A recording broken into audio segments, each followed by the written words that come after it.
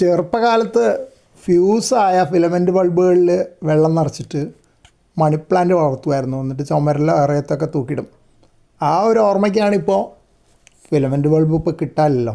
LED ബൾബിൻ്റെ അത് അത്ര ശരിയാവാറില്ല. കാരണം LED ബൾബിൻ്റെ ബൾബ് ഒരു ഒപ്പേക്കാണല്ലോ, അതിൽ കൂടെ കാണില്ലല്ലോ, അതൊരു രസം ഉണ്ടാവില്ല അതിൽ വളർത്താൻ. അതുകൊണ്ടാണ് ഇതിപ്പോൾ ഒരു വലിയ ചെടിച്ചട്ടിയിൽ 23 ഇഞ്ച് ചെടിച്ചട്ടിയാണ്, അതിൽ അടിയിൽ ദ്വാരമില്ലാത്ത ചെടിച്ചട്ടിയാണ്, വെള്ളം നിറച്ചിട്ട് ഗോൾഡ് ഫിഷ് വളർത്തുന്നുണ്ട്.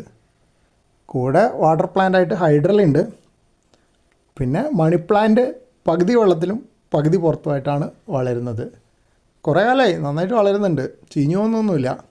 ഇതതുപോലെ ബൂസ്റ്റിൻ്റെ റീഫിൽ പാക്ക് വന്നിരുന്ന പ്ലാസ്റ്റിക് വാട്ടയാണ്, അതിലും വെള്ളം നിറച്ചിട്ട് മണി പ്ലാന്റ് വളർത്തുന്നുണ്ട്. ഇതിൽ 2 ചെടിയുണ്ട്.